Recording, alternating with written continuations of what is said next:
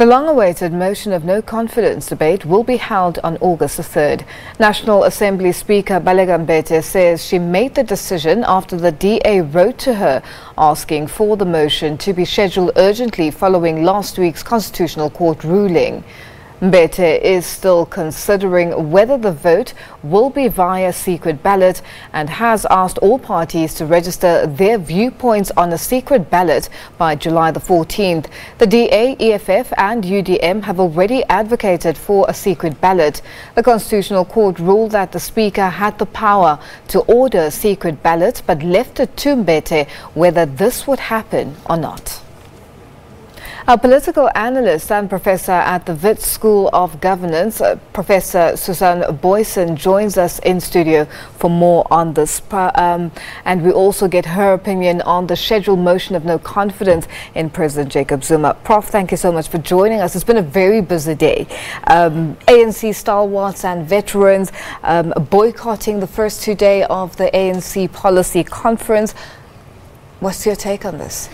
Well, this is a very complicated situation because they chose to boycott it because they felt they won't get an open audience and they felt they had wanted it on a separate occasion actually prior to this conference so that their deliberations, any results that follow from that could feed into that. And they apparently felt that it would not have a significant standing, that it could be roughly dismissed unless it is in a form that can have more direct influence on the deliberations. But it's such a tug of war in the ANC. They'll still get a platform at some point? Do you think that's a possibility later on? They have basically been calling now for a separate conference, which they could very well go ahead and do on their own. But that is not going to feed right into the National Policy Conference deliberations now. So it's very touch and go and complicated, and this tug of war. And after the kind of insults they got from the president today, I doubt whether they would want to engage directly because this really sense of two different worlds existing there, and the president presenting very skillfully one world and trying to be very persuasive with the delegates. You were there this morning when the policy conference started, and you observed everything that took place. We saw there in the clip earlier that there was a lot of excitement, people in full ANC regalia. Just describe the mood. You mentioned the fact that the president came out guns blazing and just setting the tone and setting the mood, and with regards to the conference and setting sort of his expectations of what the outcomes should be. Just give us a picture of what you observed there. Good. In the first place, I saw a president that shot from the hip on occasion, especially when he went off text. Other places he was mostly on text. And standing there, it was almost a surreal experience, seeing the president here, and he wasn't as forceful as I've seen him. It was as he is almost acknowledging that he is aware of the problems that he had, not just he, but also he has been causing to the organization. But he on occasion came out and attacked, but the audience there, it was very interesting. The venue of course took a very long time to fill up, and while it was filling up, two factions started singing songs, one largely Premier League-ish and in front of between the seats and the stage, and the other one, and they were saying pro-Zuma things, but the proxy for not Zuma is pro-Oliver Tambo, because it is the year of Oliver Tambo and all the good attributes. And then that was a little semi-standoff, not really, but I think it was not bargained for, because the moment there was a gap on came blaring other music that the organizers put on, quite clearly to avoid another singing session there. And throughout President Zuma's address, address, it was overwhelmingly meek and mild and very modest, hardly any applause, until at one point, quite late in the speech, KwaZulu-Natal, a huge block of seats in that venue, they came in and they started being a bit more rowdy, just noisy and supportive and so on. They tried to set the tone. But most other delegations that I could see from where I was sitting, they were just sort of playing with their cell phones, almost like they were in a big rally out there, and hardly standing up and hardly clapping. Now, the president he cautioned for ANC conference delegates to be disciplined and avoid factionalism. And now what you're describing is just a bit of a tester or a teether into those issues. Was his calling for this one of the reasons in terms of the reaction at the venue? I think this the president's calls, they're really in line with other calls we've seen in the last about 2 weeks from the NEC. They're trying to get unity because they know how deep these factions go and how hostile these two factions actually are towards each other. And they see, I think if that continues like that on that track, then there could not be a home for both these factions within the same organization. And what happens if that is the case? Another split. I don't think the ANC can afford to split once more. They've had COPE, they've had the EFF. Another split, and it comes to an electoral vote, could push the ANC below that 50% outright majority threshold. So it is, I think, for both these factions sitting there, there is also a sense of make or break, and is unity now or never. But the factions are budding to come out. Now, he also called for unity, and you mentioned that fact now as we're speaking. As things stand now, do you think that the different voices within the ANC will find common ground? It is impossible at this stage to say, I would say, because there are such big differences, there are such strong voices for unity, but the mobilization on the ground is so strong, and I think the delegates there know, not just that they are being played, but that the same voices who are calling out for unity on other occasions are on the ground and mobilizing that faction for support. So it's almost like unity, but on each faction's own terms. Now, he also spoke a little bit about state capture, and he said that it needed to be known which business interests have sought to influence the ANC, and critics always apportion such state capture to the Gupta family. What's your view on how President Zuma raised and navigated this issue? That was probably one of the most fascinating parts of his speech. The distance he tried to put between himself and, as not the only problem, but a big part of the problem, the distance between himself and these realities that are unfolding through emails, through investigations, through judicial reviews. You name it, it's unfolding on a daily basis, but he put that distance. It's something that has to be investigated for the organization. And Gupta's then, of course, this contrasted. He also reviewed Gwede Mantashe's presentation just now. His report is very explicit on the Guptas and the family. And we know Deputy President Ramaphosa, when he addresses these issues, he calls it by the name. But the president did not do any of that. He was wearing one of those wonderful masks of him.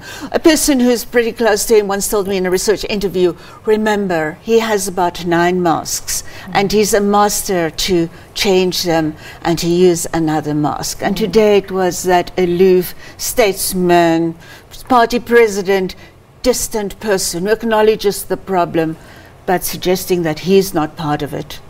Should the ANC first wait for the Judicial Commission of Inquiry into the issue of state capture? You know, I personally think it's such a big problem. It affects the ANC in such a bad way. It affects, as we also saw various recognitions in the speeches and reports today, that it affects their relationship with the electorate, and that is on very thin ice.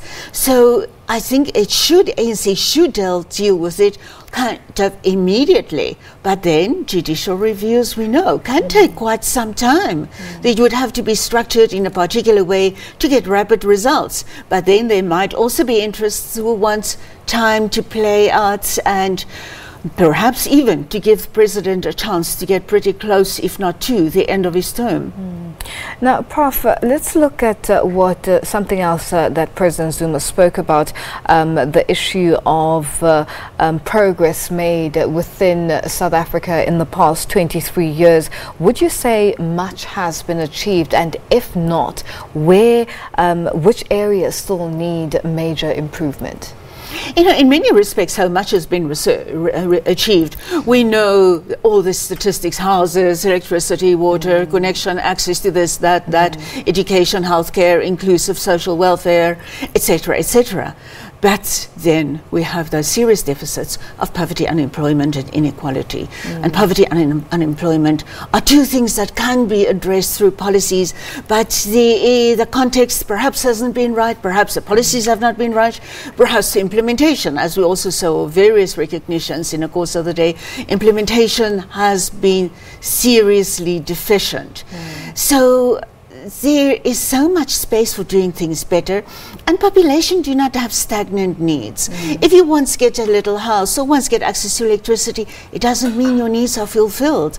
There are changing needs, and as we get increasing urbanization in South Africa, people get exposed to different environments. People's needs change too, and often their needs change to a different residence in town where they try to find a job. So government delivery has to always be projected very modestly, because the population, the generation of voters that are going to vote the next time around, their needs would have changed, and they will be more cynical. After urbanization, we know that factor comes into play. Urbanization, people become more cynical. They will look even at past performances in a different way, and if they see things not going perfectly right in government, they question how money is being apportioned, how much could have been or should have been spent on them that was not actually spent on them. Now, Prof, what needs to come out of the policy conference? Just looking at, you mentioned everything that seems to have taken place with regards to progress made in the country and where there's a lack thereof, and poverty seems to be the biggest problem. What needs to come out of this policy conference in terms of taking the ANC forward and taking government forward in terms of deliverables to the people of South Africa? Yes, yeah. You know, this is a policy conference, and we have much expectations on the policy front, but it's simultaneously about the organization, that organizational renewal, organizational introspection and correction, and whether that can be done. That is probably the biggest task of this conference, and whether that can supersede over all the succession battles and factionalism. And then for a party already in power for 23 years, how they can fine-tune and tweak that policy, and in these areas of serious need like poverty and unemployment, can they come in and say, this is what we can do and what we can do better. We see a big trend in this conference to look for enemies and scapegoats and forces responsible for the predicament in which we, as I argue, the liberation movement finds ourselves. And I think that one of the big challenges is to fully take responsibility for what can be done on their own side, and limit the amount of blaming external forces. Granted, we live in a global economic environment. Much of it is related to economic environment, but to assume that responsibility and do it in a very robust way. Now, looking at the policy, not the policy conference, but the elective conference is coming up in December, which is in about, now we're at the end of June, which is about now 5 months to go, plus minus. Exactly, yes. with everything that's happening going forward, the process of electing President Zuma's successor within the organization, do you know, further fragments being caused within the ANC? Are we going to see somebody in that who's going to take over as a successor to unite the organization?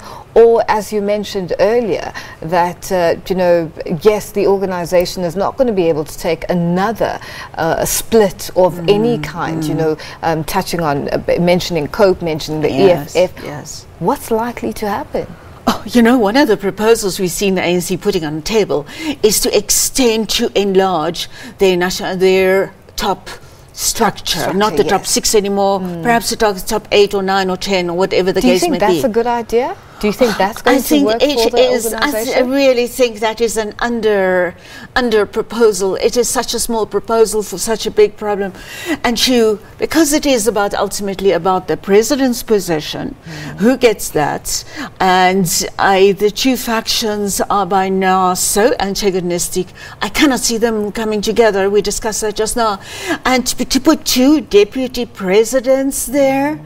It just means there's going to be an additional fight as to which one of those 2 is now going to be preferred son or daughter of the organization.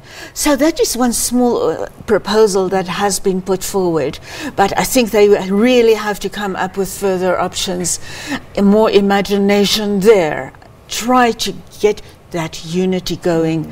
But whether it's still possible, we do not know. Could the issue be the fact that has it become more of an individual issue or organizational issue, where the different factions are now, it's a fight between individuals to take over in terms of power? And each of these factions has got some very strong individuals. There are 2 major factions, but there are quite a few others too. And each one of them plays around with these slates that are not supposed to exist, but which definitely do exist. And they try to build their constituencies. Both sides are trying to construct their constituencies, building blocks of provincial delegations and leagues in the ANC. And little ones, like we have heard that Mpumalanga is really playing the power game in order to get their chairperson high up on a slate, and when they think, oh, this slate might dump, not my word, it was their word, in Luthuli House, and instead of taking them to national government, then they play the other one and see whether the other one, opposing faction, doesn't perhaps want to promise their provincial leader a higher position.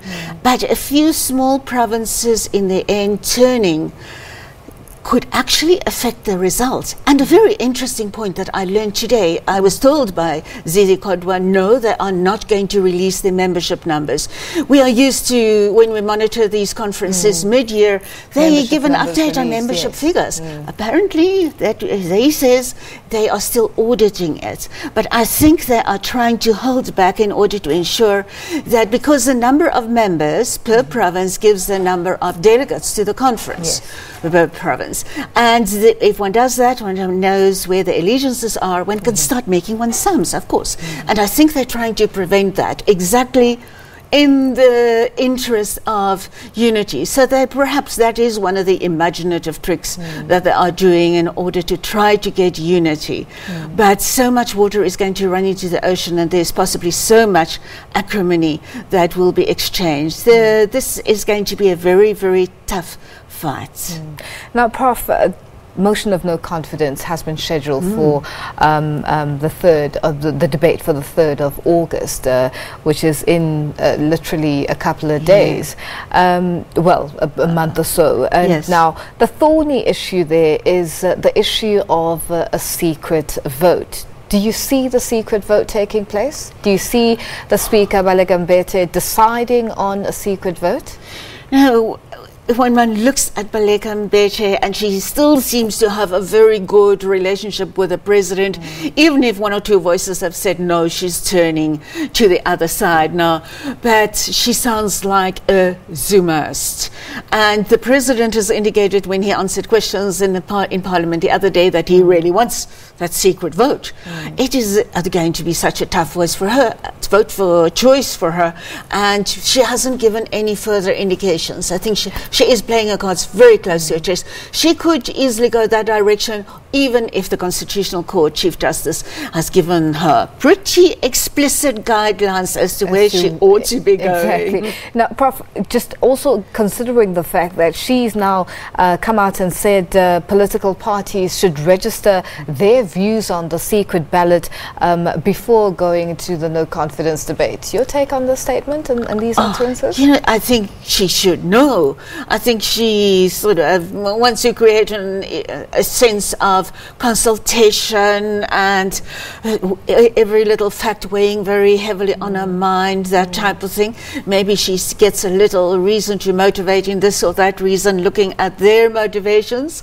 But it's really, I think it's a superfluous step, because parties have really expressed themselves already. Of course, they've come out and said they are willing to take her decision if she does not decide on the secret ballot, that they'll take the decision on review. I am pretty sure they will. If that is the decision she takes against the secret ballot, they will definitely take it on review. And there goes another few months on judicial investigations and judgments. Now, in terms of time frames, the 3rd of August has already been confirmed for the debate to take place. Now, what sort of reasonable time frames can we look at, or can we expect in terms of time to make the decisions and finalize this matter? Are we likely to see it being finalized still in this year before the elective conference of the ANC, or is it possibly going to be an issue that will drag on? Now, I really think it will be when Parliament resumes after their recess. So I think it will take place within a very reasonable space of time. But then a judicial investigation might stretch it way beyond. What's the next, if the vote favors? What's the next move or next step if the vote favors the opposition? Our next step would really be to, I think it will be generally accepted if she takes that decision, even by ANC caucus, because one gets a sense, also Jackson Tembu in his reaction to that earlier had said the caucus won't be obstructionist. To me, and what I read in it, yet they will accept it if she says a secret vote, because they, and many people in ANC have said, the ANC will vote loyally, will support their president. Of course, we do not know whether that is just a veil that they're pulling down in order to diminish pressure, because there's a lot of pressure on, presumably, on suspected to be dissident MPs of the ANC in that caucus. There is a massive amount of pressure on them. And they've been called names and told they are traitors and that kind of thing. And so there will be those kind of silent deliberations in caucus, but I think if she takes that takes that decision, a secret ballot, I think it will be accepted. Then, of course, it's going to be the question whether the ANC is actually going to show that loyalty, because there are people in that caucus who have been very explicit in their condemnation of the president's involvement with the Guptas, etc. Now, in terms of President Jacob Zuma, say the secret ballot happens, the secret vote happens, and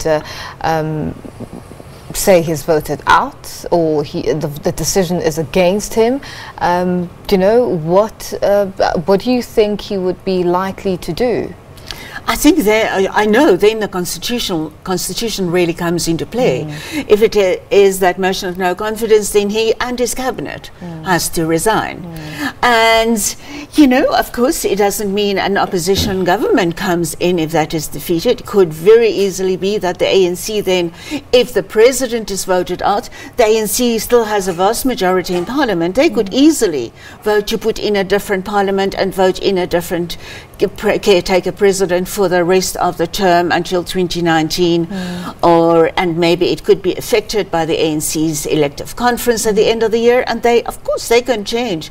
They can vote out or ask a person to step down and put a new president of the ANC in place. Prof, we'll have to leave it there for now. Thank you so much for joining us. My pleasure. And that was political analyst and professor at the Wits School of Governance, Booysen, joining us in studio.